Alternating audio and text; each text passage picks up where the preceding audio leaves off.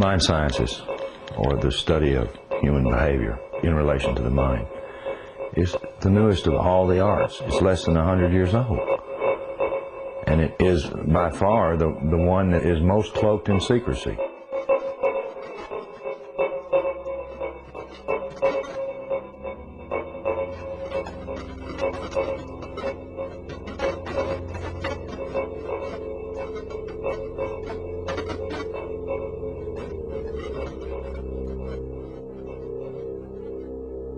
The origins of psychological warfare were in Nazi Germany, and in the Nazi ideology they had something that was called Weltanschauungskrieg, which means worldview warfare.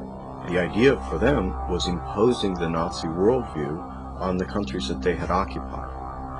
The Americans picked up this idea, created an American version of it, and called that psychological warfare.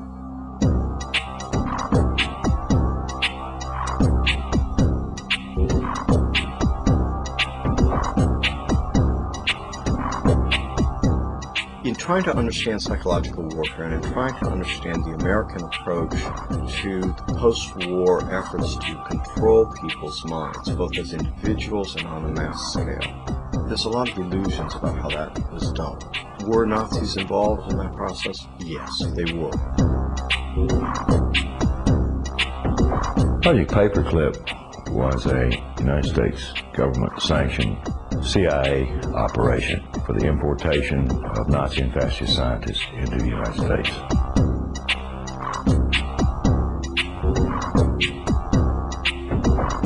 Their statement was simply this: if we don't bring these people into this country and contain them, then our enemies, the Soviet Union, will get them.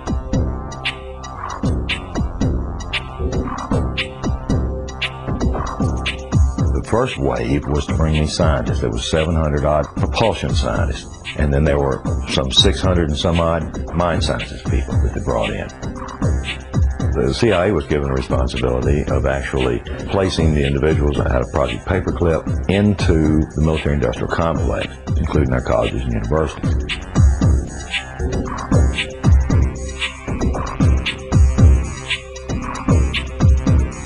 Mind control was a psychological warfare weapon that Adolf Hitler regarded as the answer for taking over the entire planet.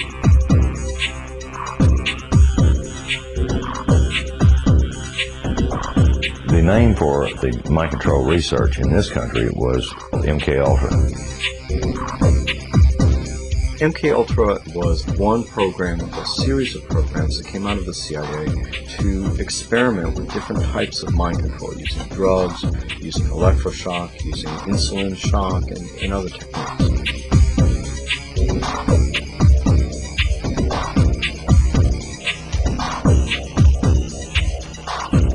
I think that the goal for those people who planned the program was very straightforward. It was an attempt to figure out a way to interrogate people and to learn how to protect their own agents against control by others.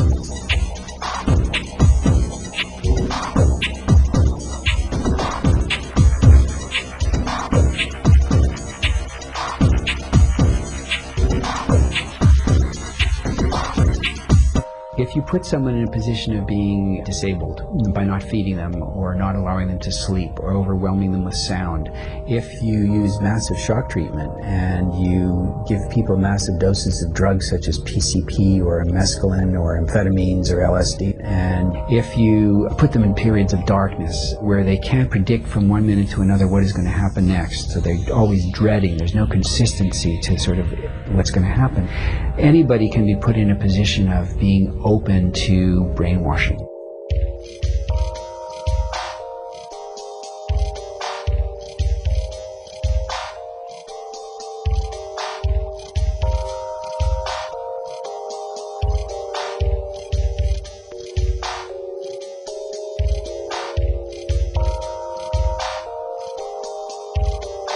Ewan Cameron was probably the foremost psychiatrist of his time in the 1950s. He was using high-tech sound techniques. He was using multiple kinds of loop recorders to force people to listen to recorded messages 24 hours a day for weeks on end, to basically destroy people's thinking patterns.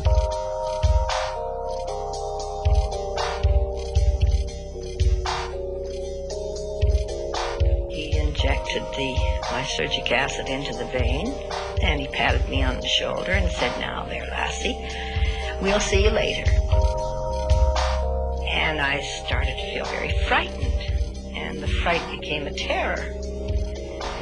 And I sort of began throwing myself from one side of the room to the other. I didn't know what to do to stop this feeling. It felt like my bones were melting, that I just didn't know who I was anymore.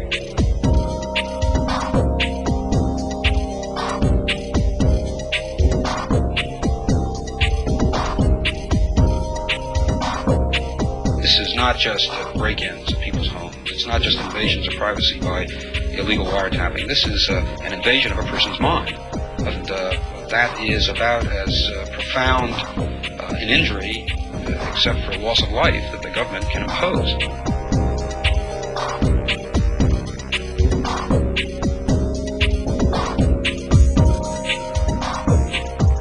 This was a post-Nazi program, if you will. It was an Americanization. I've often made the statement, and I still make it flippantly. The Nazis didn't lose the war. They just had to move. Now it's 50 years later. Now they're much more clever, much more sophisticated. They have a lot more money to spend.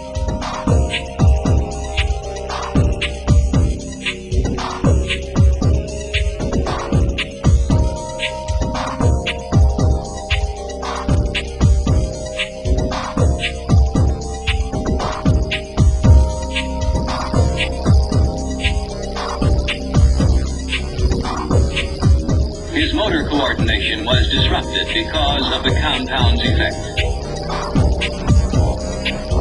Although his vision was not impaired, he found it difficult to focus his attention on the next objective. His physical actions were noticeably slower. He felt compelled to disobey his instructions. Did Sergeant Ditches give you any instructions about what you were supposed to do tomorrow? Tomorrow? What is today? Thursday? Today's Thursday. Today's Thursday. Wars are not won on the battlefield. They're won in the minds of the people.